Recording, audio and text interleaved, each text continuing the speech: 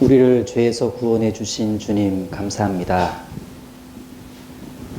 우리를 버려두지 아니하시고 지극히 사랑하셔서 생명의 말씀으로 죄의 문제에서 벗어나고 천국 갈 소망을 갖게 해주심을 감사드립니다. 우리가 오늘도 교회 안에 있습니다.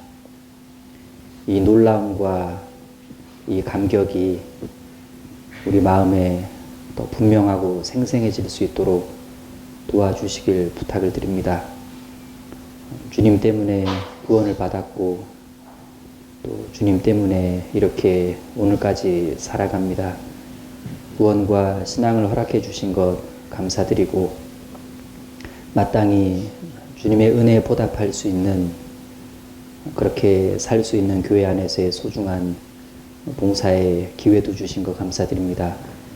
우리가 만나고 가르치는 어린 아이들이 생각보다 빨리 자라고 훌쩍 커버립니다.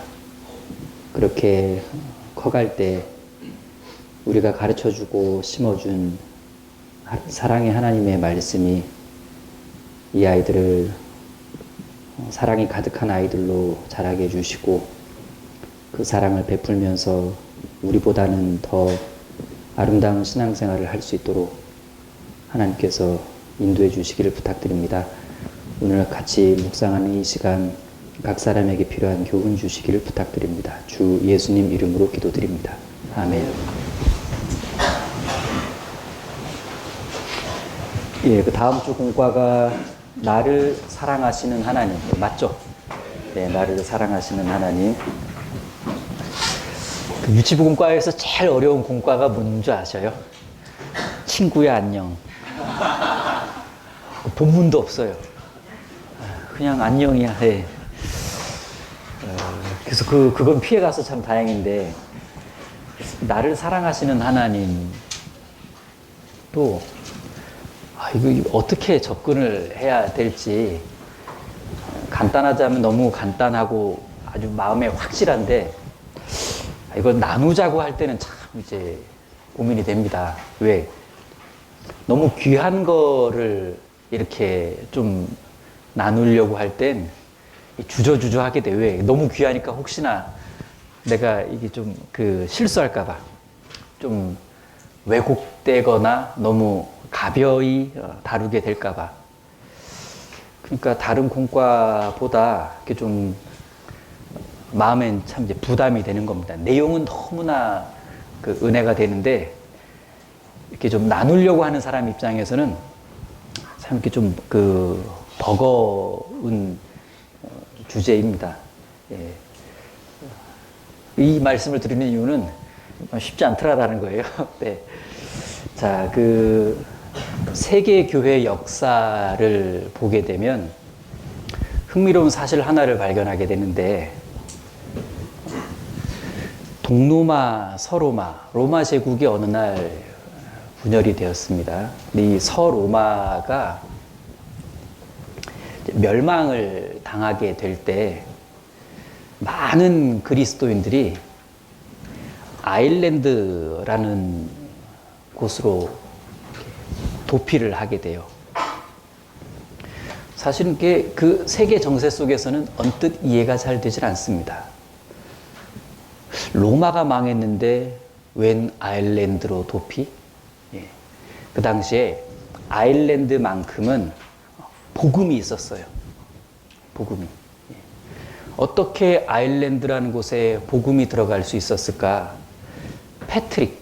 패트릭이라는 영국 사람이 있었습니다. 그가 어느 날 이 아일랜드 해적들에게 붙잡히게 돼요. 그가 아일랜드에 붙잡혀 가서 노예 생활을 하게 됩니다. 그러다가 극적으로 도망을 칩니다. 그리고 다시 영국으로 돌아가서 일상생활을 하게 되는데 어느 날 꿈을 꾸게 돼요. 꿈속에 누가 나타났냐면 자기가 노예 생활하면서 만났던 어린아이들이 꿈속에 나타납니다. 그리고 그 어린아이들이 이 패트릭 꿈속에서 이렇게 아저씨 다시 우리에게로 와주세요. 우리에게 복음을 전해주세요. 잠이 깬 꿈에서 깬 패트릭은 큰 결심을 하게 됩니다. 야, 내가 그 아이들에게로 가야 되겠다. 그래서 먼저 성경 공부를 깊이 해야겠다는 필요성을 느껴서 프랑스에 있는 한 수도원으로 들어가서 선교에 필요한 공부를 아주 깊게 합니다. 그리고 어느 날 준비가 다 되어서 그 아일랜드로 들어가게 됩니다. 주변에서 엄청 말렸어요. 미쳤냐? 왜 그러냐? 해적들에 의해서 붙잡혀가서 노예 생활한 그곳에 극적으로 거기서 탈출했는데 또 들어가는 거예요. 이유는 딱 하나였습니다. 아이들이 꿈속에서 불렀대요.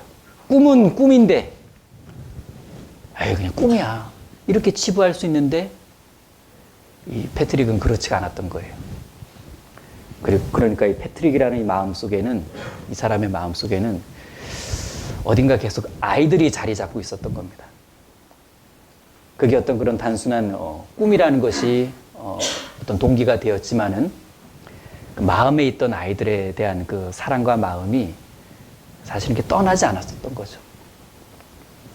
그래서 아일랜드로 들어가서 드디어 복음을 전하게 되는데 그 과정에서 유명한 선교사 한 사람이 배출되는데 그가 콜룸바라는 선교사입니다. 세계 교회 역사에서는 패트릭, 콜룸바 굉장히 유명한 입지를 차지하는 사람들입니다. 이렇게 해서 아일랜드의 복음이 활발하게 전해지게 되었을 때 서로마가 멸망했을 때 그리스도인들이 갈 데가 없었어요. 갈 데 없는 그리스도인들이 아일랜드로에 유일하게 이제 갈 수 있었던 거예요. 거기서 다시 한번 또 복음으로 그들이 재집결하고 복음을 다시 전파하게 되는 계기가 될 수 있었는데 그러니까 어떤 한 사람의 그 마음속에 그 아이들을 향한 순수한 마음과 사랑이 있었던 것이 계기가 되어서 결국은 복음이 힘있게 전해지는 또는 어떤 핍박받는 사람들이 어떤 신앙의 안식을 위해 찾을 수 있는 그런 곳이 마련되었다라는 겁니다. 그러니까 우리 인생에다가 이 어린아이를 집어넣잖아요. 하나님 그렇게 하셨어요. 하나님이 우리 인생에다가 어린아이라는 것을 이렇게 집어넣습니다. 우리 마음 어딘가에 아이들을 향한 그 각별한 마음이 있다는 것을 아시고 이 아이들을 만날 수 있는 아이들과 함께 할 수 있는 기회를 주셨는데 이렇게 해서 아이들 때문에 내가 교사가 되고 또 교회학교에서 말씀을 배우고 교제를 나누고 수고를 하는데 이게 우리 개인에게는 엄청난 신앙 발전의 기회입니다. 동시에 이 아이들은 잘 자랄 거예요. 사랑을 먹으면서 나중엔 힘 있는 복음을 전하는 그리스도인이 되겠죠. 그러니까 요약하자면 힘내시라 이겁니다. 전망이 좋다 뭐 이런 얘기입니다. 자, 이 다음 주 제목이 나를 사랑하시는 하나님인데 성경 66권 중에 사랑이라는 단어가 가장 많이 나오는 성경은 어디일까요? 네? 요한일서 좋아하시네. 네. 어디일까요? 아가서입니다. 아가서. 54. 54번의 그 사랑이라는 단어가 등장하고 그 다음 많이 나오는 것이 어딜까요? 네? 자신이 없으시구나 이제. 그 다음은 시편이더라고요. 시편 40번 나옵니다. 그리고 우리가 짐작한 요한 1서에는 사랑이란 단어가 30번 나옵니다. 자, 구약에서는 아가서, 신약에서는 요한 1서. 아가서는 8개장에서 54회가 나오고요. 요한 1서는 5개장에서 30회가 나옵니다. 성경 전체에서는 아가서에서 제일 많이 나오는데 그러니까 하나님의 사랑이, 예수님의 사랑이 꼭 신약에서만 집중되었냐? 그건 아니더라라는 거예요. 오히려 구약 아가서에서 더 주님의 사랑이 아주 짙고 깊게 표현이 되어 있고 묘사가 되어 있습니다. 자, 그럼 하나님의 사랑, 예수님의 사랑을 가장 직접적으로 표현한 곳으로 치자면 당연히 이제 요한 1서가 되는 겁니다. 찾아보겠습니다. 요한 1서 4장입니다.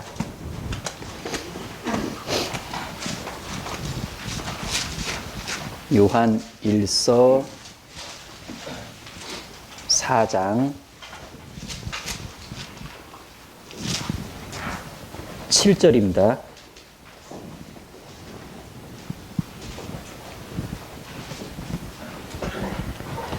자, 요한일서 4장 7절.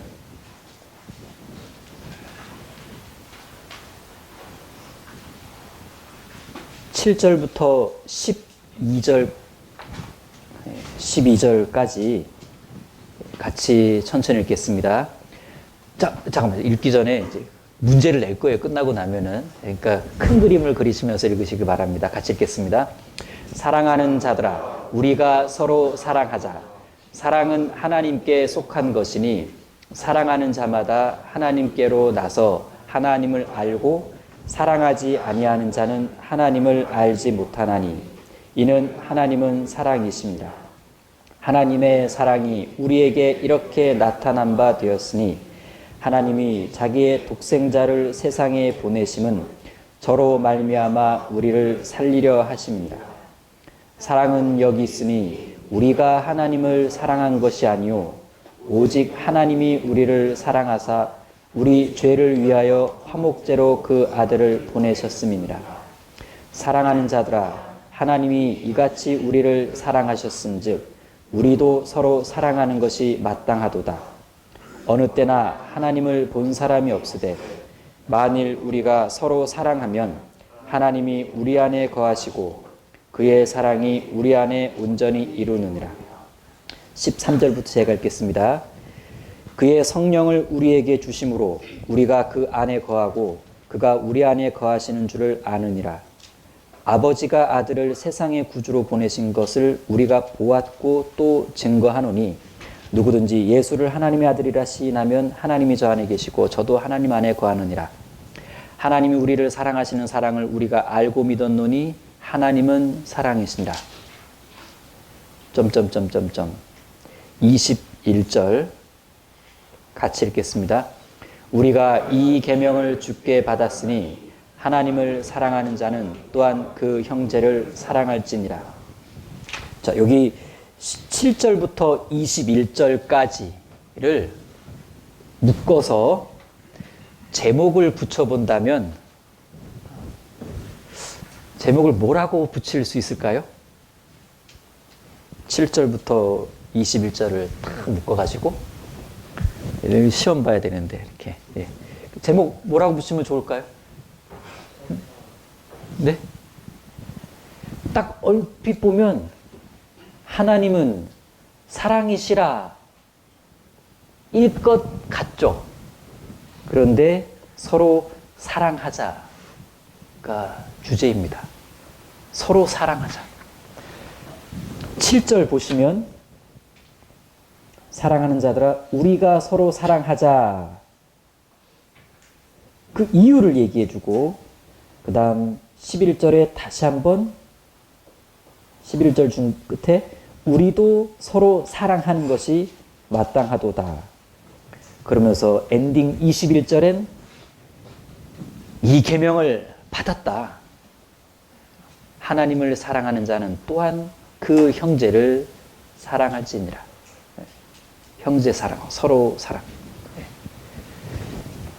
여기까지의 제목이 서로 사랑하자인데 왜 서로 사랑하자고 했냐면 왜 사랑해야만 하는가라고 했냐면 답을 분명히 제시해 주셨는데 11절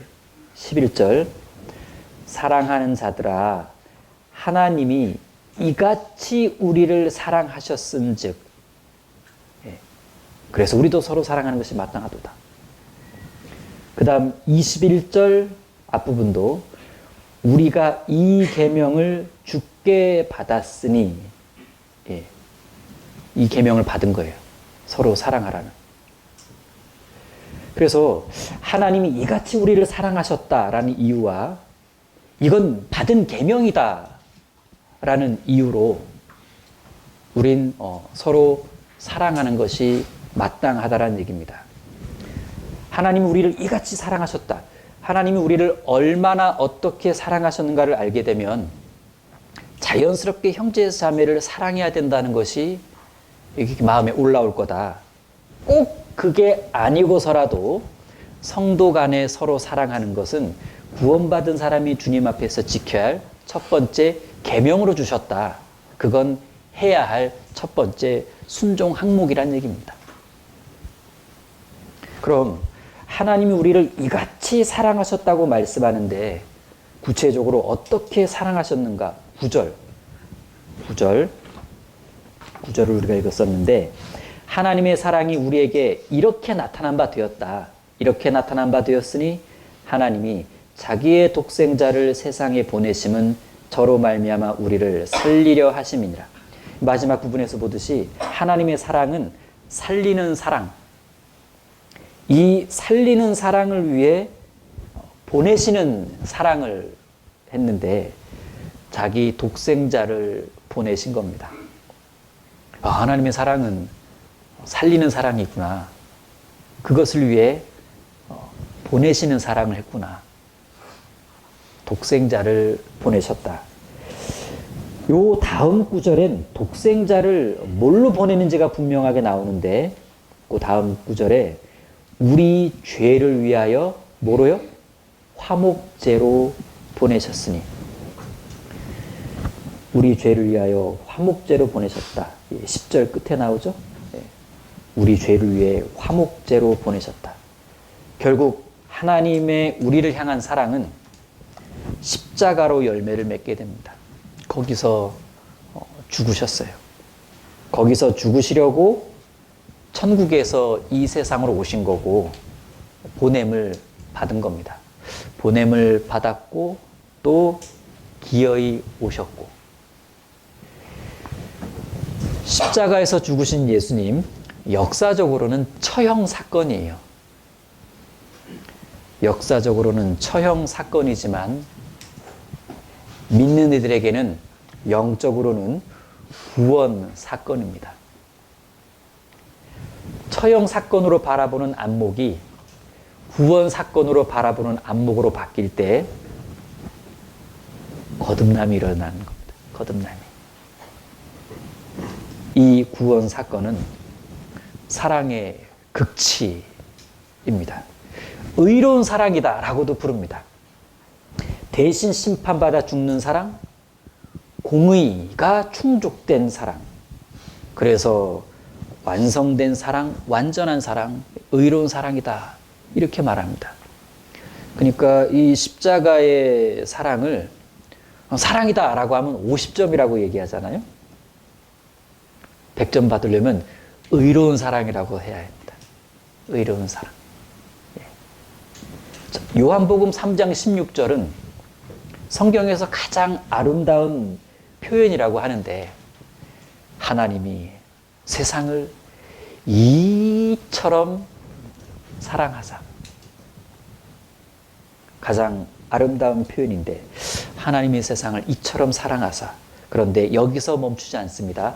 하나님이 세상을 이처럼 사랑하사 독생자를 주셨으니, 그 가장 아름다운 표현엔 가장 끔찍한 아들을 내어주신 사랑이 있는데 사실은 그래서 더욱 완전한 사랑으로 이제 결말을 맺는다는 얘기입니다. 이것이 십자가의 사랑이고 참 사랑의 실제입니다.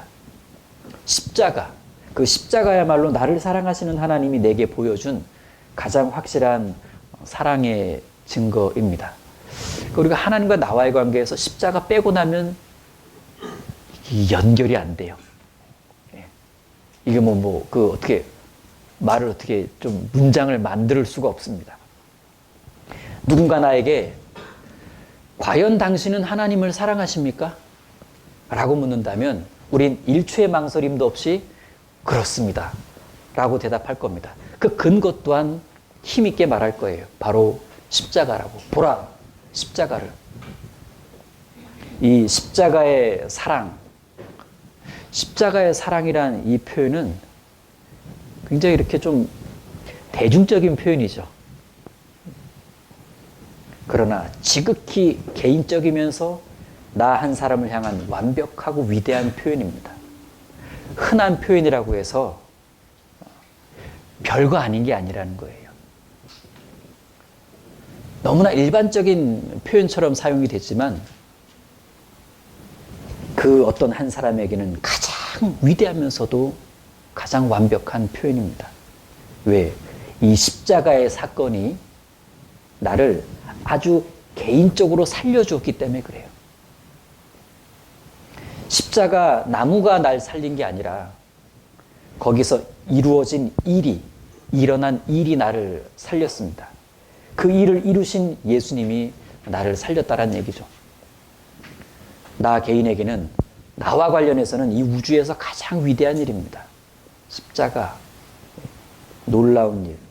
내 삶의 변화를 충분히 줄 만큼 십자가 사건은 충격적이면서도 감동적입니다.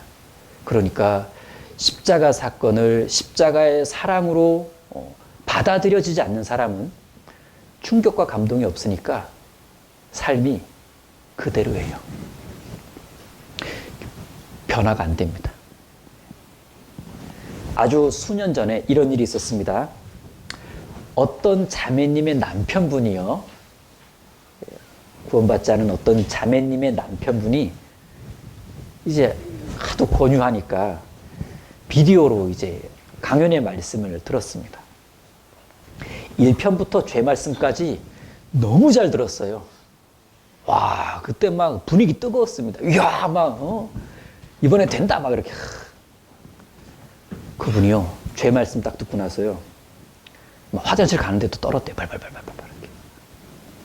야, 그니까, 그리고 이제 출장 중이었기 때문에 혼자서 이제, 잠이 문제냐 하면서 시뻘건 눈으로 새벽에 이제 기다릴 수 없어서 복음 말씀을 들었대요. 이야, 참, 대단한 일이죠. 근데 마지막 복음을 다 듣고 나서 너무나 뜻밖의 반응을 보였습니다. 그분이 너무 허무하다고 말했습니다. 이게 겨우 이거야? 다 용서했으니까 믿으라고? 뭐 그리 간단해? 사랑하셔서 다 용서해 놓으셨다고? 믿기만 하면 천국 간다고? 야, 이거 너무 간단한데? 난 엄청난 걸 기대했는데. 왜 이런 현상이 나타났을까? 사랑을 잘 모르는 거예요. 자기가 가족을 위해서 죽도록 일해서 돈 벌어다 주는 것은 희생과 사랑이고, 예수님이 죽으셔서 자기를 위해서 생명을 가져다 주는 그것은 뭐 희생 같지도 않고 그렇게 사랑 같지도 않은 거예요. 예수님이 하신 일이 쉬워 보인 거예요. 그러니까 에게 겨우 이렇게 말이 나오지. 예수님이 이 땅에 오신 걸 가지고 자기가 그냥 새벽밥 먹고 직장 출근하는 것 정도로 여겼어요. 뭐 예수님만 여기 오셨냐? 나도 출근해. 저 높고 높은 별을 넘어서 오셨는데 거룩한 존재가 벌레들 속으로 구더기들 속으로 뛰어드는 건데, 왜 사람이 죽은 게 아니라 하나님이 죽으신 건데 그 일을요 에게 겨우 별거 아닌 것처럼 이렇게 보인 겁니다. 자, 구원은 쉬운데 그렇다고 구원이 결코 시시한 것은 아니지 않습니까? 사면장을 건네받은 사형수가 난 내 죄에 대한 책임을 져야만 합니다 하면서 사면장을 거절했던 사건이 실제 있었습니다. 이 사람은 확실한 건 자기 죄 큰 건 알았어요. 그런데 뭘 몰랐냐면 사면장을 얻어내기 위해서 얼마나 수많은 사람들이 서명을 했고 얼마나 엄청난 수고가 있었는지를 깊이 생각 못했던 겁니다. 자기 주변의 사람들이 자기를 얼마나 불쌍히 여기고 자기를 얼마나 사랑했는지에 대해서는 별 관심이 없고 자기 죄만 크다고 자기 죄만 바라본 거예요. 나만 바라보고 큰 사랑을 바라볼 줄 몰랐던 겁니다. 미국의 조지 윌슨이라고 하는 사형수에 관한 실화입니다. 당시 미 연방대법원은 이렇게 판결했습니다. 사면장은 받아들일 때에만 효력이 있다. 조지 윌슨, 그는 자기 죄 때문에 사형되는 것은 아니다.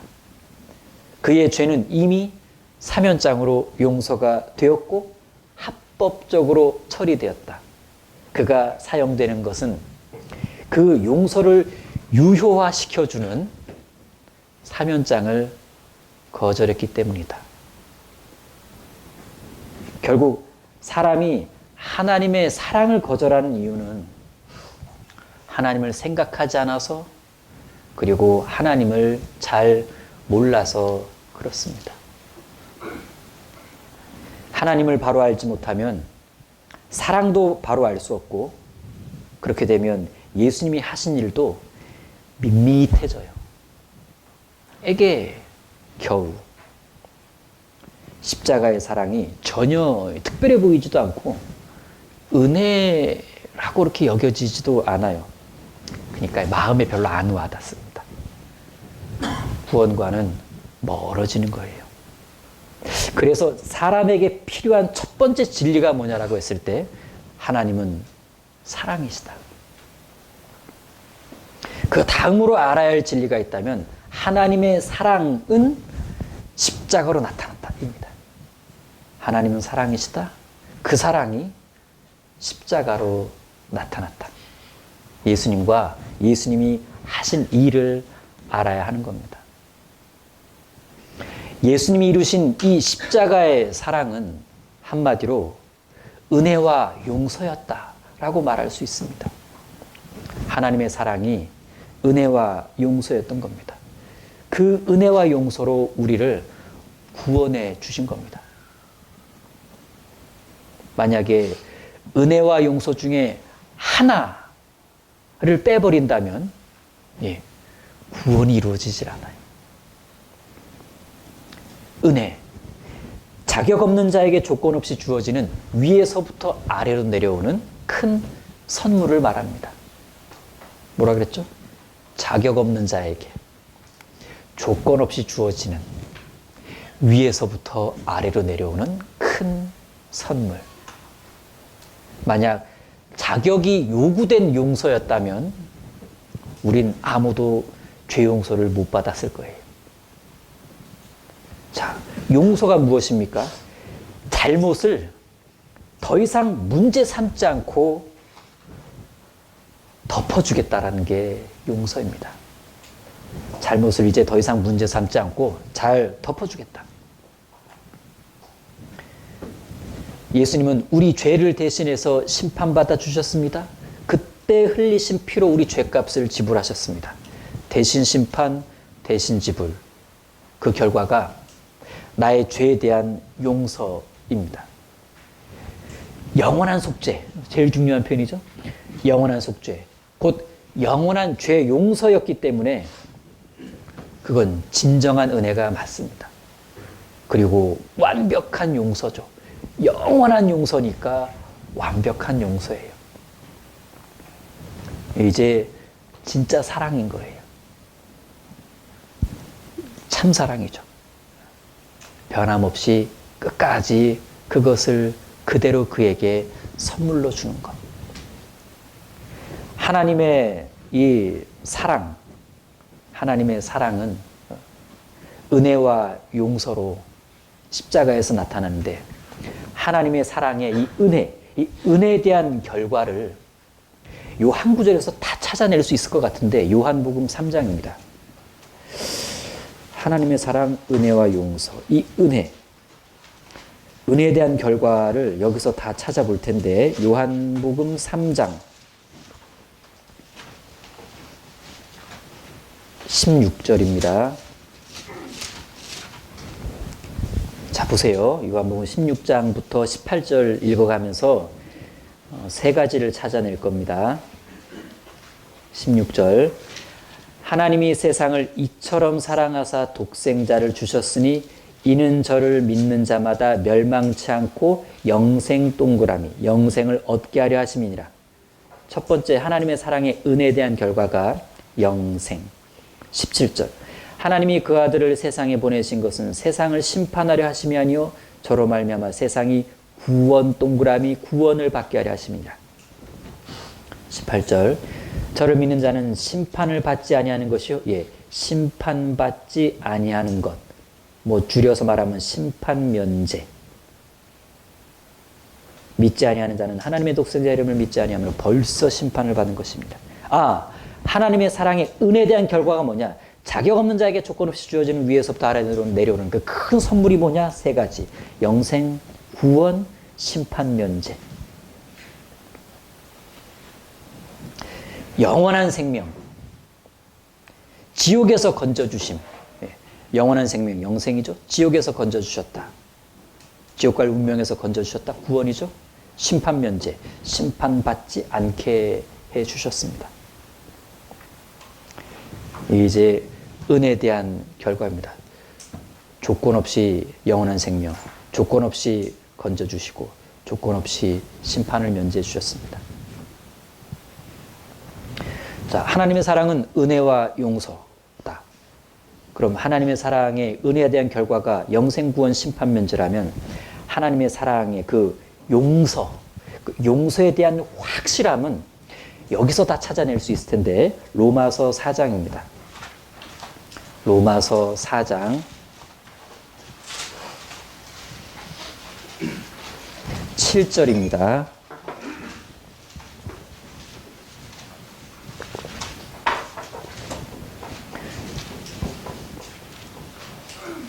자, 로마서 4장 7절과 8절을 제가 읽으면서 같이 표시를 해보겠습니다. 그 불법을 1. 사하심을 받고 그 죄를 2. 가리우심을 받는 자는 복이 있고 주께서 그 죄를 3. 인정치 아니하실 사람은 복이 있도다. 함과 같습니다. 한 번도 안 나오는 단어 용서가 보이지 않게 세 가지로 자세히 풀어서 표현됐습니다. 용서, 곧 1. 사하심, 2. 가리우심, 3. 인정치 않으심. 이해 안 될래야 안 될 수 없게 용서를 상세히 풀어주셨어요. 그 불법을 사하심을 받고 사함받았다. 원래 뜻은 분리시켜서 없애버렸다는 뜻입니다. 붙어 있었는데 분리시켜가지고 버리고 싶은 이것을 버려서 사라지게 했습니다. 그게 사함받음의 원뜻입니다. 그리고 그 죄를 가리우심을 받는 자는 복이 있다. 가리움을 받았다. 이건 완벽하게 덮어서 보이지 않게 하다라는 뜻이에요. 그 레위기 17장에 피가 죄를 속하느니라 할 때 그 속자가 가장 쉬운 첫 번째 뜻은 덮다란 뜻입니다. 피가 죄를 덮느니라. 가리움을 받음, 이건 덮어서 보이지 않게 하다는 뜻입니다. 세 번째, 그 죄를 인정치 아니하실 사람, 인정치 아니하다. 원래 뜻은 그의 죄를 결코 그 장부에 기록하지 않겠다는 뜻이에요. 죄 기록 장부가 있다라고 가정했을 때 이제 거기에 그 죄를 기록하지 않겠다는 뜻입니다. 뭐 완벽하게 이제 지워놨고 다시는 기록하지 않겠다라는 거죠. 조건 없이 받아주었을 때 이런 표현을 씁니다. 이제 기록 안 해. 이제 기록된 거 없어. 하나님의 사랑의 용서에 대한 이 확실함은 사함받음, 가리움받음, 인정치 아니함. 자, 이 하나님의 사랑, 즉 은혜와 용서는 우리를 일단 구원받게 해줍니다. 그렇죠? 그러면 이제 이 은혜와 용서로 구원받은 주님의 자녀,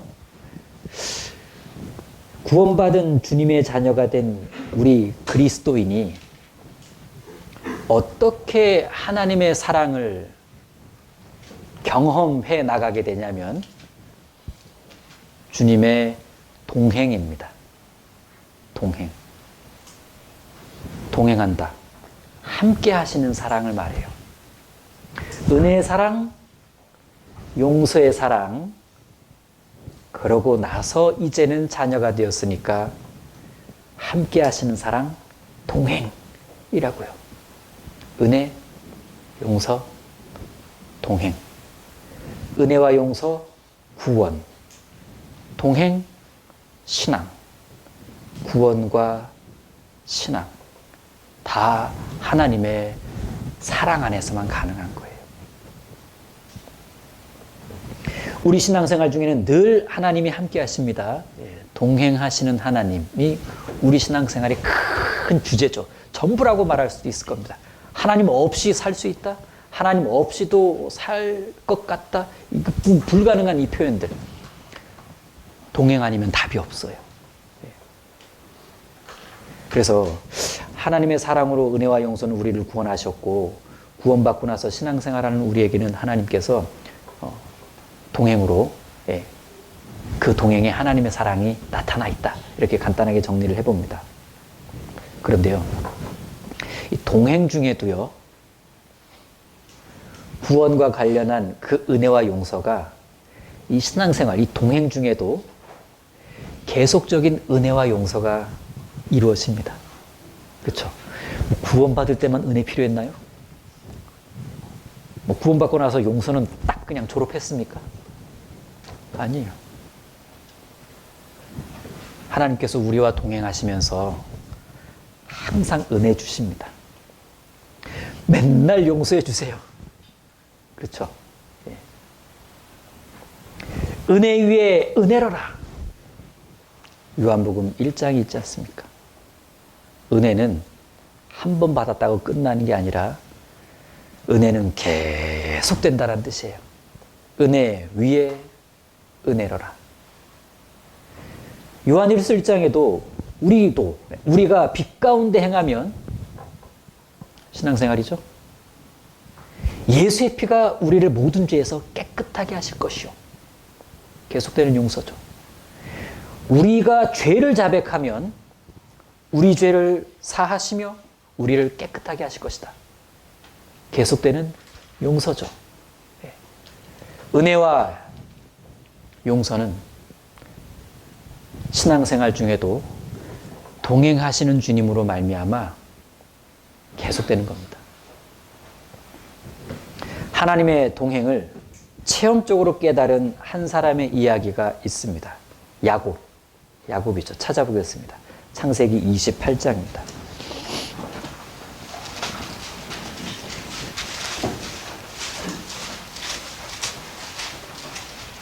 창세기 28장 10절부터가 이 광야로 떠난 야곱인데 도망가는 길입니다. 28장 15절과 16절을 제가 읽겠습니다. 자, 그 앞에 꿈에 본 사닥다리 이야기는 아실 거고 제가 읽겠습니다. 내가 너와 함께 있어. 내가 어디로 가든지 너를 지키며 너를 이끌어 이 땅에서 돌아오게 할지라.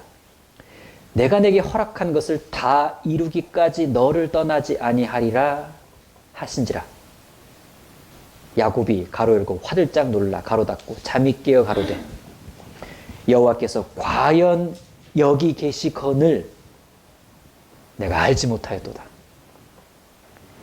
이 사건을 통해 야곱은 몰랐던 걸 알게 됩니다.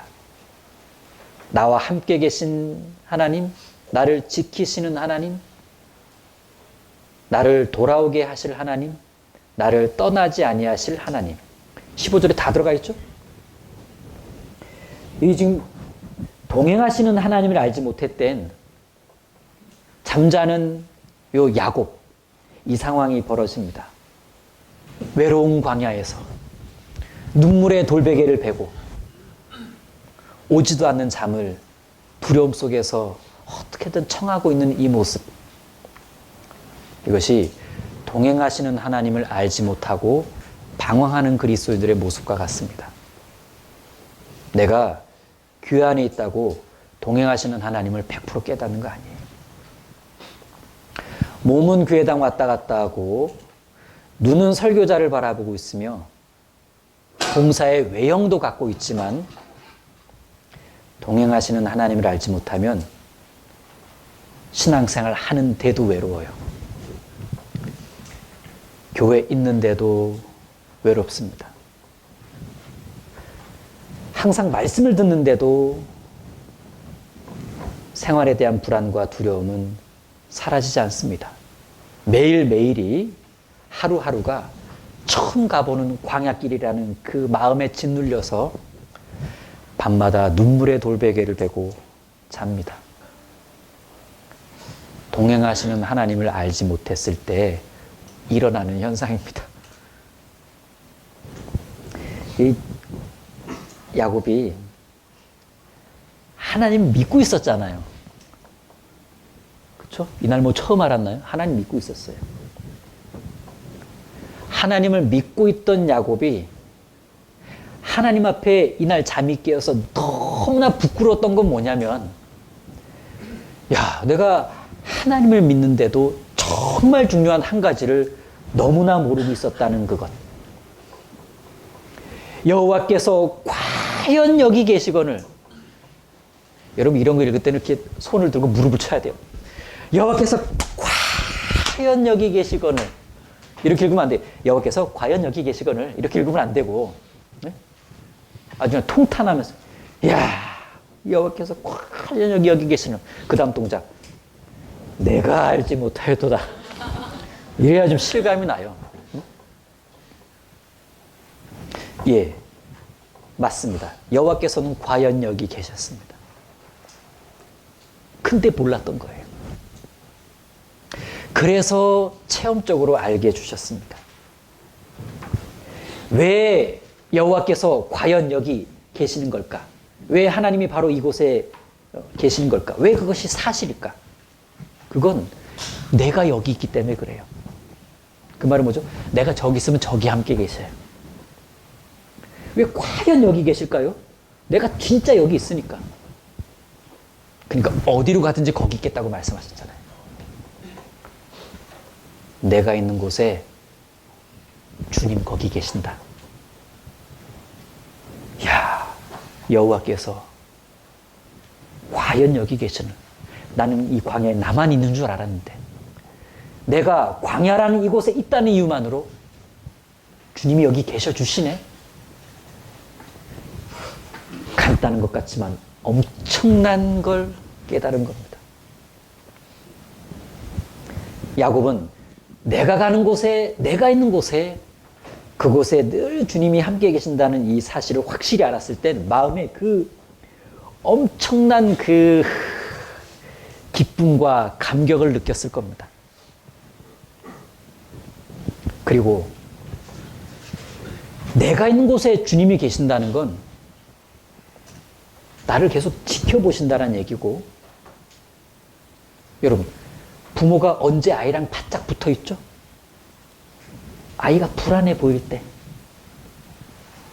이렇게 좀 돌돼서 아이 걸으면 네가 걷는구나. 이젠 엄마 없이 네가 알아서 다녀야 돼. 그러진 않잖아요. 네. 연약하다 싶으면 못 떠나요. 계속 이렇게. 왜 과연 여기 계실까요? 난 늘 연약하거든요. 뭐 신앙생활에 뭐 졸업이라는 게 있습니까? 뭐 자격증이 있어서 이제 그만 나가도 되는 거 있습니까? 아니에요. 주님 오실 때까지 지극히 연약한 존재, 실수투성이, 잠깐만 방심해도 좌충우돌을 하는 나. 그러니까 내가 있는 곳에 주님 계셔 주셔야만 하는. 그래서 계셔 주시겠다고 약속하신 그분은 정말 우리를 사랑하신 것이 맞고, 동행이란 한 단어로 사실상 도장을 찍어준 거예요. 야, 과연 여기 계셔서 그래서 나를 지켜주시는 것이 틀림없고 가는 길에 계셔 주시니까 결국은 이루어질 것이 이루어지겠네. 그때까지 나를 떠나시지 않는다는 말씀이 사실이겠네 하니까 가는 길에서 큰 용기를 얻었을 거예요. 어떤 큰 감격과 어떤 용기가 생기자 어제까지 봤던 광야는 더 이상 광야가 아니었어요. 거친 광야길이 실클로드로 바뀌어버린 겁니다. 표현을 하자면. 그 찬양에도 주와 같이 길 가는 것 무슨 일? 즐거운 일 아닌가? 여러분, 누가 광야길을 즐겁다라고 말할 수 있습니까? 단 한 부류의 사람이에요. 주님과 동행하고 있다라는 믿음을 가진 사람은 어느 길을 가든 즐겁다라고 말할 수 있습니다. 이젠 혼자가 아니구나. 아, 동행이구나. 동행하시는 주님. 그 이유는 딱 하나. 나에 대한 변함없는 사랑 때문에 그렇습니다. 그 변함없는 사랑의 그 어떤 완벽한 결실이 십자가의 사랑으로 먼저 이루어졌고 구원과 신앙 가운데선 동행으로 이어집니다. 내가 오늘 아침에도 이렇게 지난주와 별다르지 않게 지난주와 비슷한 주일을 보내고 있죠. 어떤 일상 같은 주일이에요. 근데 이게 일상 같은 주일이지만 사실 이제 기적입니다. 뭐 지난 주일에 왔다고 오늘 꼭 올 수 있다라는 보장 누가 합니까? 모든 변수들을요, 창조주 하나님께서 다 통제해 주셨어요. 사랑의 수고를 하신 겁니다. 기적 같은 일상을 선물로 주시려고. 나는 느끼지 못해도 내 곁에 바짝 계셔 주신 것이 맞아서 눈동자같이 지켜주신다라는 말씀이 믿어지는 게 어렵지가 않아요. 부모는 내 앞에서 졸 수 있어도 주님은 결단코 잠깐도 졸지 않는 분이시다. 그게 틀림없이 맞는 이유가 하나님은 나를 사랑하시는 것이 틀림없기 때문에 그렇습니다. 자, 신명기 1장 찾겠습니다. 신명기 1장 31절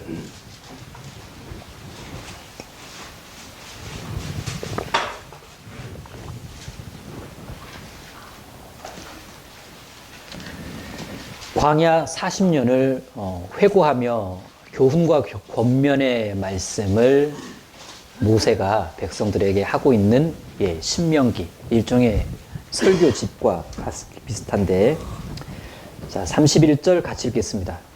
광야에서도 너희가 당하였거니와 사람이 자기 아들을 아음같이 너희 하나님 여호와께서 너희를 행로 중에 너희를 아느사 이곳까지 이르게 하셨느니라 하나. 광야에서도 너희가 당하였거니와 사람이 자기 아들을 아음같이 너희 하나님 여호와께서도 너희를 너희의 행로 중에 너희를 아느셨다. 40년 내내 경험했지 않냐? 뭐를? 부모가 자식을 안고 힘든 길을 이렇게 걸어가는 것처럼 40년 내내 우리가 뭘 진짜 경험했냐? 하나님이 이 험난한 광야길에서 우리를 안고 가시지 않았냐? 이 듣는 이스라엘 백성들은요, 아멘 할 수밖에 없었을 거예요. 그렇지. 40년을 돌아보니 그렇지.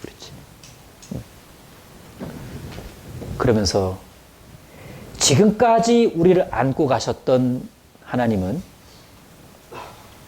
앞으로도 그러실 것이다. 광야에서 그러셨다고 가나안 들어가면 땡이냐? 그게 아니다. 내가 존재하는 한, 내가 어디를 가든지 나라는 사람이 가야 될 행로에선 항상 나를 안고 가실 거다. 왜? 인생의 행로엔 여러 가지 위험 요소가 있는 것이 틀림없거든요. 그러니까 행로 중에 나를 안고 가시는 하나님, 이것이 계속될 것인데, 하나님께서 내 인생의 행로 중에 나를 안고 가시지 않았다면 절대 오늘날까지 못 오셨을 거예요. 광야의 행로가 결코 쉽지 않았습니다. 우리의 신앙의 행로도 역시 만만치 않습니다. 하지만 광야의 행로 중에 안고 가셨던 하나님이 동일하게 나의 신앙의 행로에서도 안고 가실 거다. 이것이 하나님의 사랑의 동일하심, 즉 동일하신 하나님의 사랑이다. 이렇게 말할 수 있습니다. 자, 어떻게 지금 연결해 왔죠? 하나님의 사랑, 은혜와 용서, 그리고 동행. 은혜와 용서로 구원해 주시고 허락된 신앙 중에 동행해 주시면서 동행 중에도 은혜와 용서는 계속된다. 그 한결같은 사랑이 하나님의 어떤 속성에서 나타났냐면 하나님의 사랑은 동일하다. 동일하신 하나님의 사랑. 예, 하나님은 동일하십니다. 히브리서 13장 보시겠습니다. 13장 8절.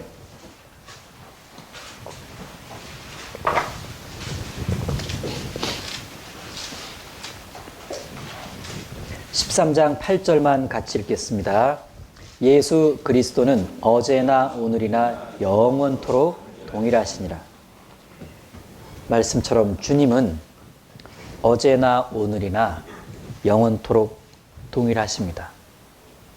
동일하시기 때문에 그 옛날 아브라함에게 주셨던 은혜를 나에게도 동일하게 주시고, 동일하신 하나님이시기 때문에 다윗에게 주셨던 용서도 나에게 동일하게 주십니다.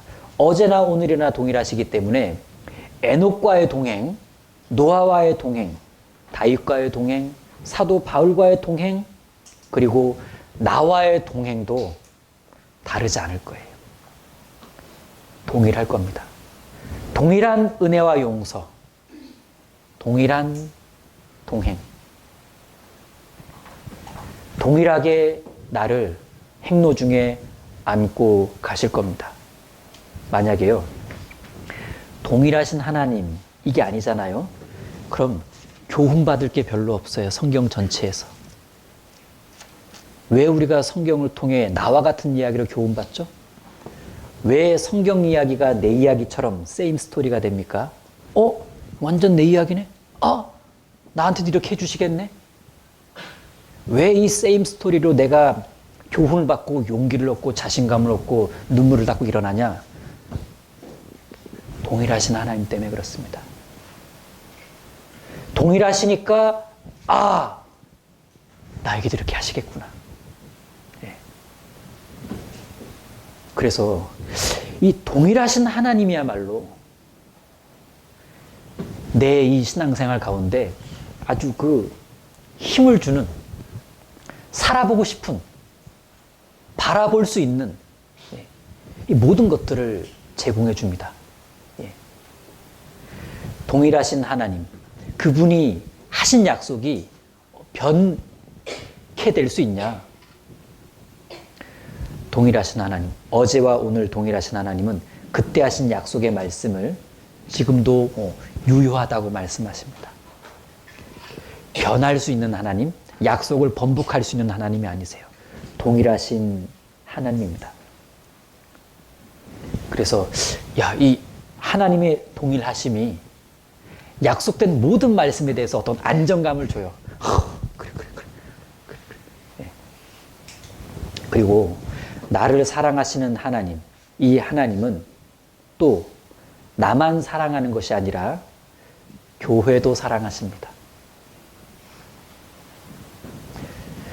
이 교회, 하나님께서 자기 피로 사신 교회라고 말씀하셨어요. 뭘로 샀냐가 사랑의 정도를 말해줄 겁니다. 우리 되게 비싼 돈 주고 사면 되게 사랑스럽죠. 그렇죠? 네. 우리 자매 선생님들 적당한 가격으로 산 화장품과 고가로 주고 산 화장품에 대한 애착은 같나요? 안 발라봐서 모르겠는데 다를 것 같아요. 이렇게 지불한 것에 따라서 이렇게 딱 그렇게 좀 마음이 다르잖아요. 예.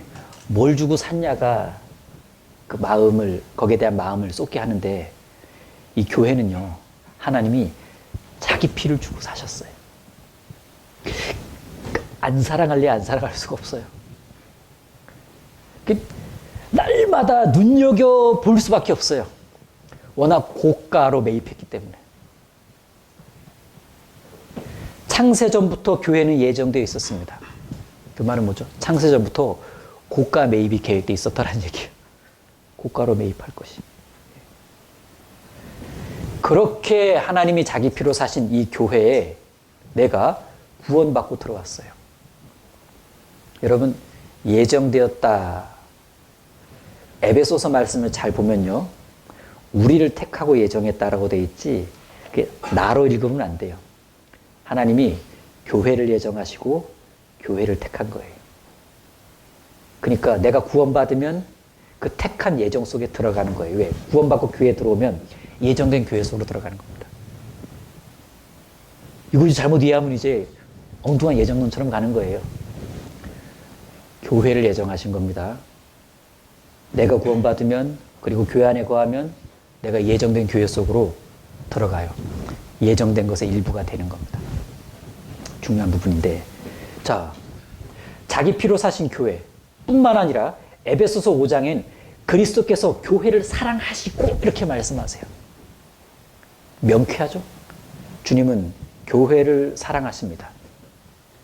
그리고 나는 그 교회의 일부예요. 나 역시 교회 가운데 함께 있는 겁니다. 내가 교회에 있는 한 교회를 사랑하시는 주님의 사랑을 난 계속 받게 될 거예요. 왜? 교회를 사랑하시는 하나님이시니까. 그 교회에 내가 있으니까. 그러니까 저는 어떻게 하면 주님의 사랑을 계속 받을 수 있죠? 교회 가운데 거하면 돼요. 그거 말고요. 아니요. 교회 가운데 거하세요. 왜? 주님은 교회를 사랑하십니다. 만일 교회 안에 온전히 거하고 있는 것 같은데 내가 주님의 사랑은 잘 모르겠다. 그건 그가 교회를 잘 몰라서 그래요. 교회는 고가 매입, 하나님께서 자기 피로 사신 겁니다. 하나님은 교회를 너무나 사랑하십니다. 그 교회를 알면 주님의 사랑도 안다고 말할 수 있죠. 그래서 교회 안에 온전히 있을 때 내가 정말 사랑받고 있구나. 내가 그 주님의 도우심과 동행 속에서 내가 온전히 살아가고 있구나. 이 사랑에 대한 자발적인 진술이 나와요. 여러분, 우리는 교회가 하는 두 가지 일을 통해서 하나님의 사랑을 더욱 깨닫게 됩니다. 교회가 하는 두 가지 일. 1. 사람을 살리는 일. 2. 그리고 형제 자매가 서로 사랑하는 일. 교회가 하는 일은 두 가지입니다. 살리자, 서로 사랑하자. 살리기 위해 서로 사랑하고 서로 사랑하다 보면 살리자고 난리예요. 그러니까 이 전도 잘 되는 교회의 특징은 형제자매 간의 사랑이 친밀합니다. 그리고 좀 사람 좀 살려봅시다 하면 뭐부터 시작하냐면 연합부터 시작합니다. 연합, 사랑. 사람 살리는 것도 사랑이고 형제자매 사랑하는 것도 사랑입니다. 이 두 가지 사랑의 일을 복합적으로 하는 사람들이 있는데 바로 교회 학교 교사예요. 틀림없죠. 사랑으로 가르쳐서 적절한 시기에 구원을 받게 하는, 아이들을 사랑하고 그 사랑으로 가르쳐서 목표를 구원으로 두고 그 다음 목표를 온전한 그리스도인의 성장으로 둬서, 그러니까 이 교회학교 교사가 가르치고 구원받게 하고 성장시키는 이 과정에서요, 자기도 모르게 뭘 흠뻑 깨닫게 되냐면 주님의 사랑이라는 거예요. 주님의 사랑. 그러니까 여러분, 뭐 정확한 어떤 그 분명한 어떤 딱 느낌은 없다 하더라도 그냥 알고는 계셔야 돼요. 내가 하는 이 교회학교 교사 봉사는 주님의 사랑을 더욱 흠뻑 깨달을 수 있게 하는 어떤 특권의 봉사다. 이렇게 그냥 믿으셔야 돼요. 자, 그럼 나를 사랑하시는 하나님, 그분은 나에게 어떤 분인가? 그분은 역시 나의 사랑의 대상 제1번이에요. 여러분, 나를 사랑하시는 하나님, 저도 주님을 사랑해요. 그냥 여기 이거 말고 나를 1번으로 사랑하시는 하나님, 그래서 저도 주님을 1번으로 사랑합니다. 이게 더 맞는 표현이라는 생각이 듭니다. 우리는 부활하신 예수님을 만난 베드로가 바닷가에서 고백했던 그 주님을 사랑하는 마음을 너무나 공감을 합니다. 우리도 그렇게 마음속으로 12번 더 고백을 하게 되는데, 네가 나를 사랑하느냐? 예. 내가 주를 사랑하는 줄을 주께서 아시나이다.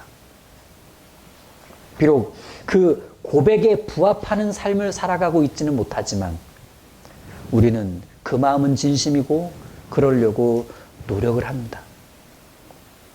나를 사랑하시는 하나님은 나에게 은혜를 주시는데 그 은혜라는 사랑에 대해서는 우리는 보답하는 삶을 살려고 노력합니다. 그 용서라는 사랑에 대해서는 우리는 이제 죄에 관한 한 좀 성결한 삶을 살려고 노력합니다.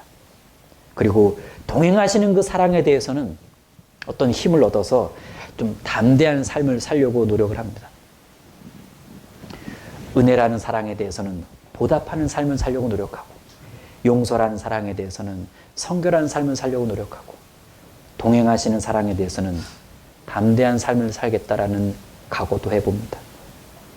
사사기 5장의 말씀처럼 주를 사랑하는 자는 해가 힘있게 도둠갑게 하시옵소서. 주를 사랑하는 자는 해가 힘있게 도둠갑게 하옵소서. 어둠으로 내려가는 것이 아니라 올라갈 곳에 올라가서 환히 비추고, 해가 돋는 모습을 보면 왜 이리 힘차 보입니까? 우린 힘찬 신앙생활을 할 수 있습니다. 그건 주님이 나를 사랑하신다는 것을 알고 있고 나 역시 주님을 사랑한다는 마음이 분명해요. 그의 신앙의 모습은 힘이 있습니다. 누가 힘없게 신앙생활하냐? 주님에 대한 사랑이 식은 사람, 힘이 없어요. 그러나 주님에 대한 사랑하는 마음이 뜨거워지면 뜨거워질수록 그는 더욱 뜨거운 태양처럼 정말 열렬하게 신앙생활을 하려고 할 겁니다. 주님, 나를 사랑하시는 주님, 내가 주님을 사랑합니다. 주님이 주시는 그 힘으로 이 세상을 좀 담대히 이기고 성결한 삶 속에서 어떻게든 주님의 사랑을, 그 복음을 전하는 삶을 좀 살도록 도와주십시오. 우린 사실 이렇게 고백하며 기도를 합니다. 그건 진실한 기도이고, 하나님 기뻐하시며, 잘 들으시는 기도일 겁니다. 아무것도 아닌 나를 이렇게 구원해 주셨고, 나 같은 사람도 교회의 일원이 되게 해주시고, 나 같은 부족한 사람을 통해서도 하나님의 역사를 이루어 나가시고, 사람들이 구원도 받게 하시고, 그렇게 나를 사랑하시는 하나님, 그리고 그 나를 사랑하시는 그 사랑은 어떤 것으로도 이렇게 끊어지지 않는다고 로마서 8장에서 말씀하셨습니다. 그 어떤 것도 나를 향한 주님의 사랑을 끊을 수가 없다. 동시에 우리도 이렇게 고백하고 싶습니다. 그 어떤 상황에서도 주님을 향한 내 마음, 주님을 사랑하는 내 마음을 저는 버리고 싶지 않습니다. 저는 버리지 않을 겁니다.